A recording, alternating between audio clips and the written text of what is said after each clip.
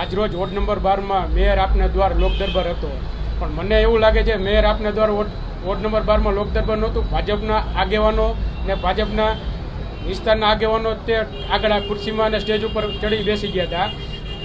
પદાધિકારીઓ લોક દરબાર હોય તો એમાં રાજકોટ મહાનગરપાલિકાના પદાધિકારીઓ જોવા જોઈએ ને વોર્ડ નંબર 12 માં કોઈ પણ જાતના પ્રશ્નો સોલ્વ થતા ન હોય ને વોર્ડ નંબર 12 ની પબ્લિક સ્વયંભૂ લોક દરબારમાં આવેલ હતી, પણ વોર્ડ નંબર 12 માં સ્વયંભૂ પબ્લિક આવેલી હતી એટલે ત્યાંના કોર્પોરેટરો ને પદાધિકારીઓ આફડા ફાફડા થયા હતા ને 9 થી 11 2 કલાકમાં કાર્યક્રમ પૂરો કરી નાખ્યો. લોક દરબાર 12 વાગ્યા 1 વાગ્યા સુધી ચાલુ રાખવો હોય તો પણ કાર્યક્રમ થઈ શકે એમ હતો ને પબ્લિકના સ્વયંભૂ એવડા પ્રશ્ન હતા, પણ આ લોકો હોદ્દેદારો કોઈ પબ્લિકના પ્રશ્ન સાંભળ્યા જ નથી. રોડ, રસ્તા, લાઇટ, પાણી બધા વોર્ડ નંબર 12 માં પ્રશ્ન હતા, પણ ત્યાં વોર્ડના કોર્પોરેટરો કે પદાધિકારીઓ પ્રશ્ન સાંભળવા તૈયાર જ નહોતા. પબ્લિક સ્વયંભૂ આવી હતી ને સ્વયંભૂ એનો ઉગ્ર એવડો રોષ હતો.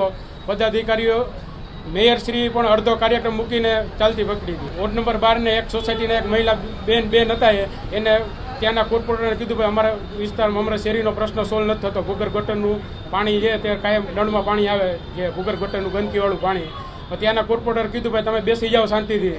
એટલે મહિલાઓનું પણ અપમાન કરેલું છે. ટેબલ ઉપર ચડીને મારે રજૂઆત કરવાનું કારણ એ હતા વોર્ડ નંબર 12ના ભાજપના આગેવાનો હોદ્દેદારો જે હતા એ આગળ કોર્ડન કરીને બધાને પાછળ કરતા હતા. એટલે ટેબલ ઉપર સાઈડમાંથી જઈને મેં આગળ સ્ટેન્ડિંગ ચેરમેન, ડેપ્યુટી મેયરને સીને રજૂઆત કરવા ગયા હતા. ભાઈ પબ્લિક સ્વયંભૂ આવી છે તો આપ લોક દરબાર ઓછો હતો તો પબ્લિકનું તમે નહીં સાંભળો તો કોનું સાંભળશો તમે?